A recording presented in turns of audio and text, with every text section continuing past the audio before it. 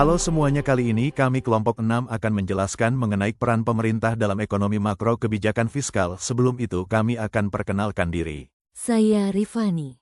Saya Rini. Saya Posma. Saya Stephen. Saya Vincentius. Baiklah, kita masuk ke penjelasannya.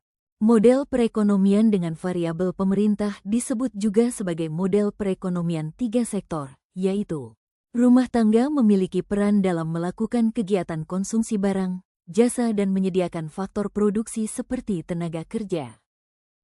Perusahaan berperan dalam produksi barang atau jasa dan juga membayar faktor produksi yang digunakan. Pemerintah sebagai pelaku tambahan, bertindak sebagai pengatur kegiatan ekonomi antara perusahaan dan rumah tangga. 1. Pajak langsung. 2. Pajak tidak langsung. 3. Pajak regresif. 4. Pajak proporsional. 5. Pajak progresif. Pajak terhadap konsumsi dan tabungan. Pajak diartikan juga sebagai pengurang pendapatan, sehingga pendapatan yang telah dikurangi pajak dikatakan sebagai pendapatan disposable, dapat digunakan, atau dengan kata lain pendapatan bersih setelah pajak dikurangi. Persamaan tersebut dituliskan sebagai berikut ini. IT sama dengan Y dikurang T, di mana IT pendapatan disposable, Y pendapatan, T pajak total. Pengeluaran pemerintah, government expenditure. Pengeluaran pemerintah adalah semua bentuk pengeluaran yang dilakukan oleh pemerintah pusat maupun daerah untuk membiayai kegiatan negara dalam rangka menjalankan fungsi-fungsinya. Biaya pengeluaran pemerintah seperti administrasi negara, pendidikan dan kesehatan masyarakat, pengeluaran militer, pembiayaan infrastruktur. Pengertian APBN. Anggaran pendapatan dan belanja negara atau disingkat APBN adalah rencana keuangan tahunan pemerintahan negara Indonesia yang disetujui oleh Dewan Perwakilan Rakyat. APBN berisi daftar sistematis dan terperinci yang memuat rencana penerimaan dan pengeluaran negara selama 1 tahun anggaran, yaitu dari tanggal 1 Januari sampai tanggal 31 Desember. APBN, perubahan APBN, dan pertanggungjawaban APBN setiap tahunnya ditetapkan dengan undang-undang. Tujuan APBN. Tujuan penyusunan APBN adalah sebagai pedoman pengeluaran dan penerimaan negara agar terjadi keseimbangan yang dinamis dalam pelaksanaan kegiatan kenegaraan, demi tercapainya peningkatan produksi, peningkatan kesempatan kerja, pertumbuhan ekonomi yang cukup tinggi, dan pada akhirnya menuju masyarakat adil dan makmur, baik secara material maupun spiritual berdasarkan Pancasila dan UUD 1945. Fungsi APBN. Anggaran pendapatan dan belanja negara, APBN, tidak hanya menjadi catatan penerimaan dan pengeluaran negara, tetapi juga merupakan alat utama dalam mengelola perekonomian nasional. Fungsi utama APBN adalah sebagai instrumen untuk mengatur pengeluaran dan pendapatan negara, membiayai kegiatan pemerintahan dan pembangunan, meningkatkan pendapatan nasional, mencapai pertumbuhan ekonomi, menentukan arah serta prioritas pembangunan, menjaga stabilitas perekonomian. Definisi kebijakan fiskal. Kebijakan fiskal, sebagaimana ditetapkan oleh Anggaran Pendapatan dan Belanja Negara, APBN, adalah arahan dari pemerintah yang berdampak pada perekonomian negara melalui penyesuaian pendapatan dan pengeluaran pemerintah. Ada beberapa indikator yang sering digunakan dalam kebijakan fiskal, antara lain rasio penerimaan pajak, keseimbangan utama, pengurangan anggaran, dan utang pemerintah. 6. Indikator keuangan negara, rasio penerimaan pajak, rasio belanja modal, rasio subsidi energi, rasio keseimbangan primer, rasio defisit anggaran, dan rasio utang pemerintah dimasukkan dalam dokumen perencanaan, RKP dan RPJMN, dan menjelaskan arah kebijakan fiskal. Tujuan kebijakan fiskal, penetapan arah, sasaran, tujuan, dan prioritas pembangunan nasional dan perluasan ekonomi merupakan tujuan utama kebijakan fiskal.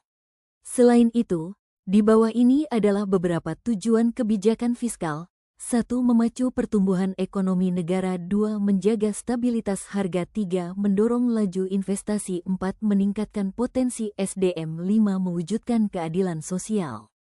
Jenis-jenis kebijakan fiskal. Kebijakan fiskal adalah strategi pemerintah dalam mengatur pengeluaran dan pendapatan negara, terutama pajak, untuk mencapai stabilitas ekonomi. Secara umum, kebijakan fiskal terbagi menjadi 2 kategori utama. 1. Kebijakan fiskal ekspansif. Kebijakan ini diterapkan ketika perekonomian melemah atau terjadi krisis.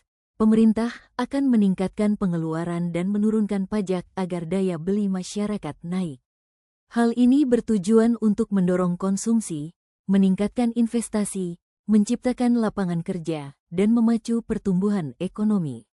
2. Kebijakan fiskal kontraktif. Kebijakan ini diterapkan saat ekonomi terlalu panas atau inflasi meningkat. Pemerintah akan mengurangi pengeluaran dan menaikkan pajak untuk menekan daya beli masyarakat dan mengendalikan inflasi. Instrumen kebijakan fiskal. Kebijakan fiskal setidaknya menggunakan 3 alat yang berbeda, yaitu 1. Pajak. Pajak merupakan alat yang paling signifikan dalam kebijakan fiskal karena memiliki kemampuan untuk mengendalikan daya beli masyarakat.